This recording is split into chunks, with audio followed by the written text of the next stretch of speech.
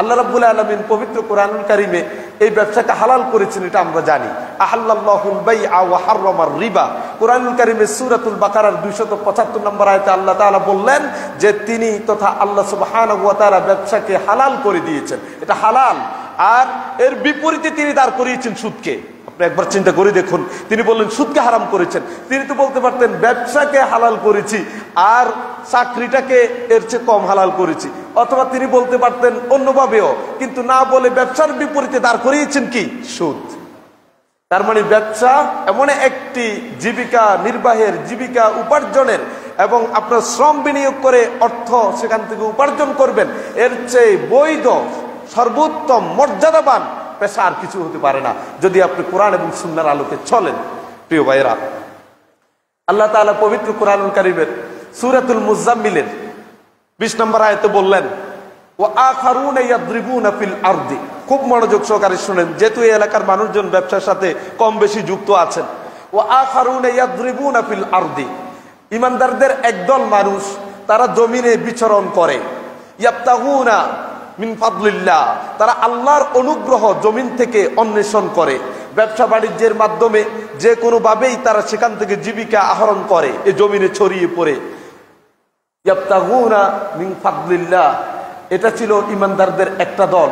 আরেক দল কেমন আছে সেটা আল্লাহ তাআলা পরের অংশ বললেন ওয়া আখারুনা ইউকাতিলুনা ফি সাবিলিল্লাহ।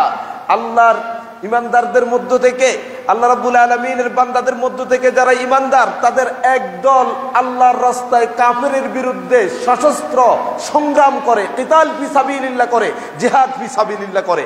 আপনি একবার চিন্তা করে দেখুন, আয়াতের এক অংশে আল্লাহ তাআলা বললেন ইমানদারদের মধ্য থেকে একদল জমিনে ছড়িয়ে পড়ে এবং সেখান থেকে তাদের রিজিক আহরণ করার চেষ্টা করে আল্লাহর অনুগ্রহের মাধ্যমে।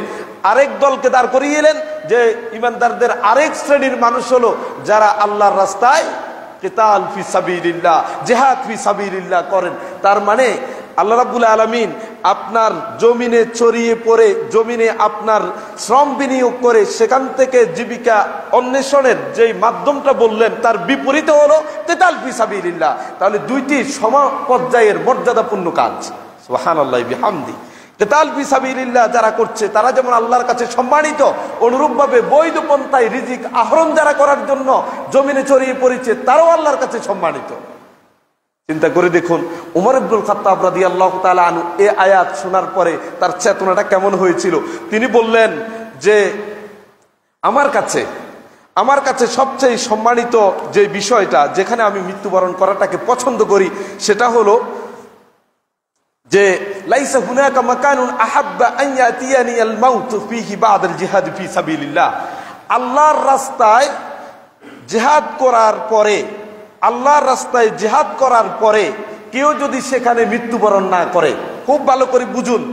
উমর ইবনুল খাত্তাব রাদিয়াল্লাহু তাআলা আনহু তিনি বললেন আল্লাহর রাস্তায় কাফেরের বিরুদ্ধে জিহাদ করতে গিয়ে কেউ যদি সেখানে মৃত্যুবরণ না করে, তাহলে এর চেয়ে উত্তম আর জায়গা কোনটা আছে? আমার কাছে এর চেয়ে উত্তম জায়গা হলো ওইটা যেই বাজারে আমি ক্রয় বিক্রয় করি আমার পরিবারের জন্য, সেখানে মৃত্যুবরণটা জিহাদ ফি সাবিলিল্লাহর পরবর্তী মর্যাদাপূর্ণ জায়গা। সুবহানাল্লাহি বিহামদি। কি বুঝলেন? উমর ইবনুল খাত্তাব রাদিয়াল্লাহু তাআলা আনহু তিনি বললেন আপনার কাফেরের বিরুদ্ধে সশস্ত্র সংগ্রাম করে হয় শাহাদাত বরণ করবেন, এটা যেমন মর্যাদাপূর্ণ, এর পরের যে স্থানটা দখল করে আছে সেটাই হলো আমি ক্রয় বিক্রয় করব, ব্যবসা বাণিজ্য করব যে বাজারে আমার পরিবারের জীবিকা নির্বাহের জন্য, আমার পরিবার পরিজন সন্তান সন্ততিকে যে সুন্দরভাবে পরিচালনার জন্য, ওই বাজারে মৃত্যুবরণ করাটা আমার কাছে বেশি প্রিয়, যদি জিহাদের মধ্যে আমি না মরে থাকি। সুবহানাল্লাহি বিহামদি। সাহাবায়ে কেরাম ব্যবসাটাকে এভাবে নিয়েছিলেন।